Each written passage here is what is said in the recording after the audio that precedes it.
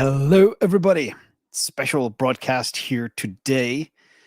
This is called the Toly Top 10. And, sometimes there are interviews and sometimes there are interviews, but sometimes there are interviews that blow your mind. And this one was outstanding. It was packed with insights spanning everything from telco to speed to capital markets to real world assets to stablecoins to artificial intelligence and so much more, where things are going in the world. And it contains a whole bunch of surprises as well. And I want to double click into key points you might have missed. And some people, by the way, thought this was the IA9. The IA9 is done. It was all prepared last week. The problem is every single asset has already gone to the moon. And I don't want to do a 9 asset selection when the prices are extremely high. So I'm holding for now. So this is not the IA9. This is a new top 10, the Toly 10. So let's get into it. And a big thank you to the mods in the chat too. This one is a fun one and not financial advice. It doesn't matter anyway. And shout out to Patreon. This is from Blessed. James, you're always so far ahead. So blessed to be part of Patreon. Well, compared to this guy, you'll notice I am not far ahead really at all. But this is Toly, and this was going to be the thumb, but the people that make my thumb said, no, you need to be on the thumb. So sorry, Toly, you're relegated to the first slide. But he was on the all-in pod and had a brilliant, brilliant session. And I must say, so much to unpack. And even if you listen to it, you kind of have to listen to it a few times to excise all the things that are really being said and decoded. And this is full of future alpha you need to know. I'm very big on forecasting what the world will look like 3 years from now, 5 years from now. And this is it. This is the Toly top 10, the top 10 takeaways for AI, crypto, and money. And as you know as well, I've been talking a lot about the convergence of AI and crypto. And this also touches on that too. So first of all, I'll go through the top 10 and also pull out some key mentions of things. Sean D, T&D, appreciate you both, and Cade for being here. But he spoke about the Genius Act, and he believes it could enable $10 trillion in stablecoins on public blockchains. And remember, stablecoins offer a bridge between traditional finance and decentralized systems. And this growth would absolutely blow past the current market. The current market now is $306 billion. By the way, a week ago, it just broke 300 billion. It's already up 6 billion in new stablecoins in a week. Mad. But he said basically within 5 years, the internet is going to be the largest holder of US treasuries. I cannot honestly comprehend how that's going to change finance. It'll be transformative. Yet another change, another disruption coming down the pike for us we need to be ready for. We'll get to banks towards the end. It's a really interesting piece on that. But stablecoins are going to be absolutely massive. And of course, they are powered by crypto. When he says the internet, really means blockchain as well. And a key quote as well that popped up is he said, he was asked a question, who they consider themselves to be. And he basically wants Solana to be the race to be the Google of finance, the place where you go to do finance stuff. And he said the opportunity is so big to be the one place for all of finance, all markets. And he said no matter what, too, as well, though, he said people are still going to launch new layer ones and new layer twos. He didn't actually say the winner takes most, but if he's the Google of finance, the answer is pretty clear. The winner takes most, which is the way of the universe, as you know from listening to me harping on it for years. Also, he spoke a bit about the Solana vision, and this is not a Solana video, but he did found Solana, where he talked about their global vision, which had some very interesting points. First of all, he talked about Ethereum being the world's settlement layer and Solana being the world's execution layer. And execution is where the money is made. Ethereum, as the world's settlement layer, is responsible for finalizing transactions securely, whereas Solana serves as the execution layer, enabling extremely fast, high-frequency global trading. And by separating settlement and execution, Solana wants to unlock incredible unlocks in market efficiency and effectiveness, etc., globally in real time, all at the same time. What I don't quite get is how the interchange happens between the finalization, the finality layer versus settlement layer, this transactional layer, execution layer, whatever you want to call it. Execution layer is the most critical thing, and the best, cheapest, fastest, most scalable, most capable platform will always win. And it was nice to see that. I hope Toly is watching. That's an interesting one. Actually, I boldened the little piece as well. Execution is where the money is made. We like to follow the money here in this channel. Then he also spoke a little bit about regulation versus innovation and the real challenge. And this was interesting because when he spoke about legal and regulatory frameworks, they are lagging sometimes many, many years behind technological innovation and advances. Stocks, bonds, real estate, etc., face massive compliance and licensing issues. If it was not for those, they'd probably already be on the blockchain. In fact, just one thing popped into my head. I remember him on the stage saying as well, he said he wishes there was a blockchain solution for homeowners insurance, fire insurance in California. It would be much more effective and efficient. Stick that on the blockchain. If you're out there and you know insurance, do it. Get a better solution than the existing solutions. But he said as well, the tokenization of real world assets requires navigating these global jurisdictions and differences. And that's what's holding it back. That's the hardest part out there. Not the technology, but the regulatory barriers, which I thought was pretty cool. We have the technology, as they used to say, but we do not have not been able to overcome regulatory barriers. And that's one of the very good things about the US administration. Things like the Genius Act and being very crypto forward is awesome.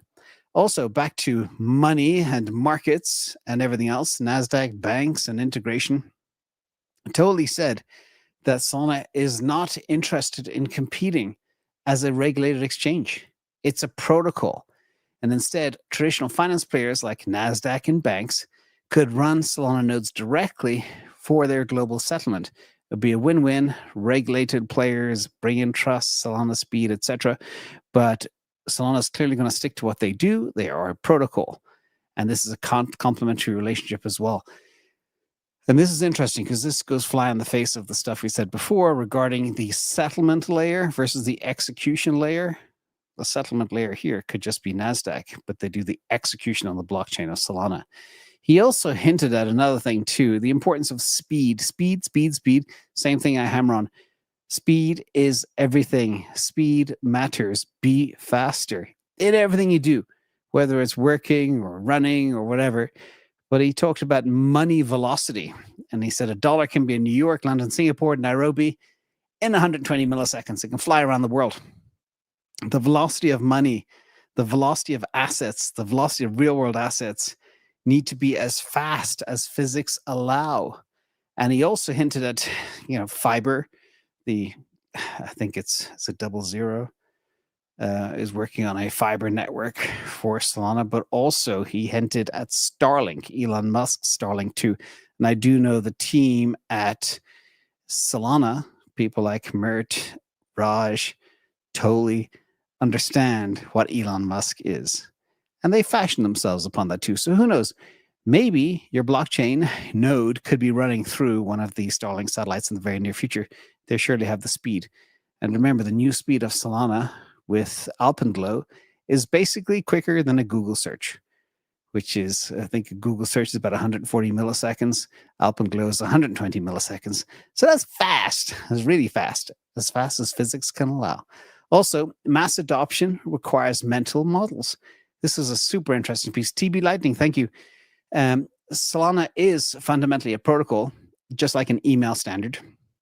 And people that run it don't report it to me. Can't fire them, can't stop it. People can do whatever they want on a blockchain. But on crypto adoption, the human brain has to adjust to exactly what it is.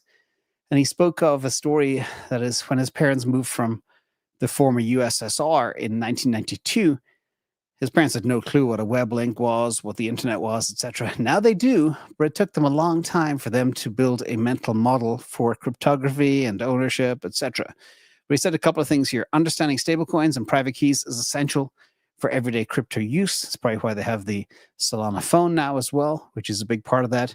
Adoption will be slow, okay? But maybe then it'll be fast. And early web concepts take time to solve as well. But once those mental models are in play and the product market fit is there for the tools, adoption will go rampant real fast. In fact, we do know in emerging markets, the adoption of stable coins has been very fast because people need them out of necessity. They don't even know they're using a blockchain. They just make it happen out of necessity, which is cool. Then real world assets is the next big wave for all things crypto, blockchain, etc. And this includes real estate, insurance, commodities, treasuries.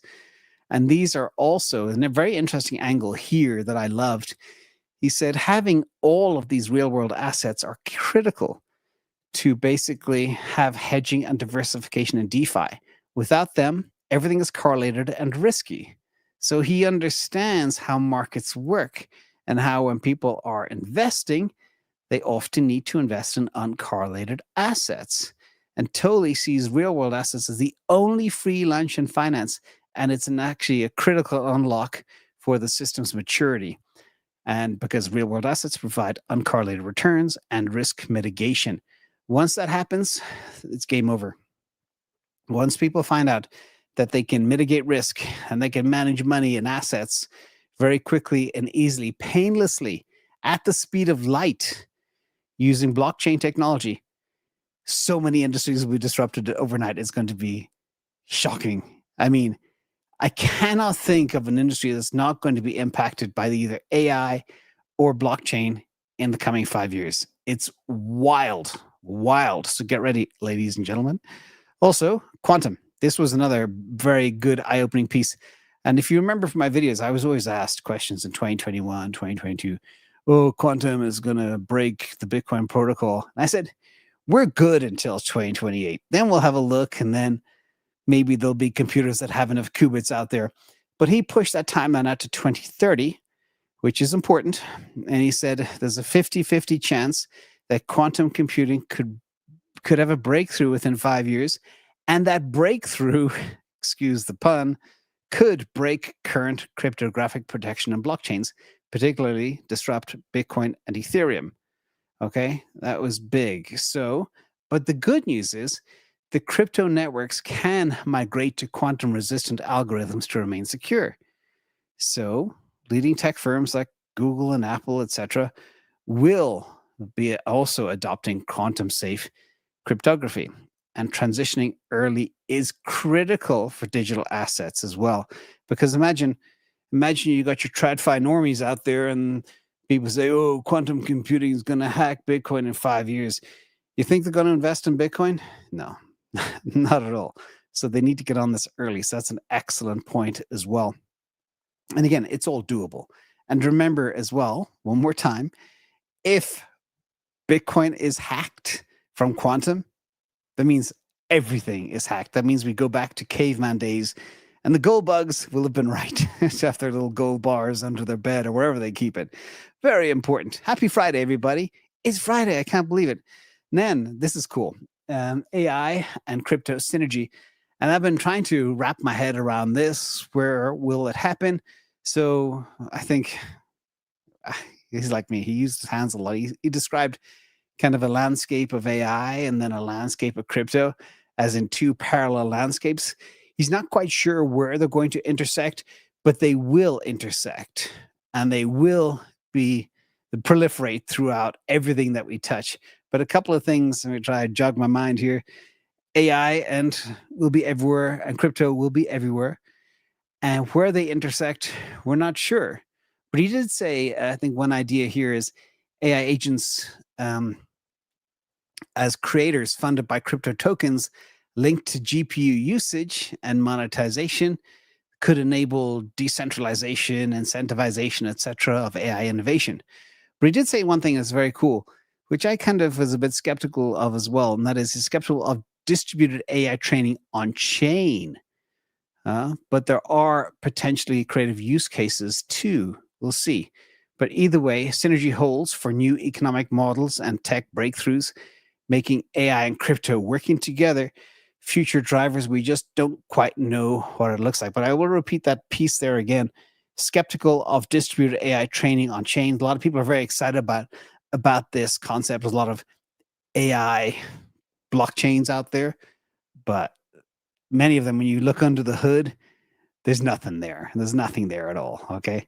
So you can compare something like AI from a blockchain versus Grok from XAI. There is no comparison, and there never will be either. They just can't be. Also, Bitcoin, back to Bitcoin, there's a lot of talk about Bitcoin from the All In Pod guys, and there were good questions. But Toly he spoke about how Bitcoin's simplicity makes it very resilient. It's designed to be simple and streamlined with minimal features that keep it very secure and reliable. It avoids any unnecessary complexity, and that reduces the risk of bugs and vulnerabilities.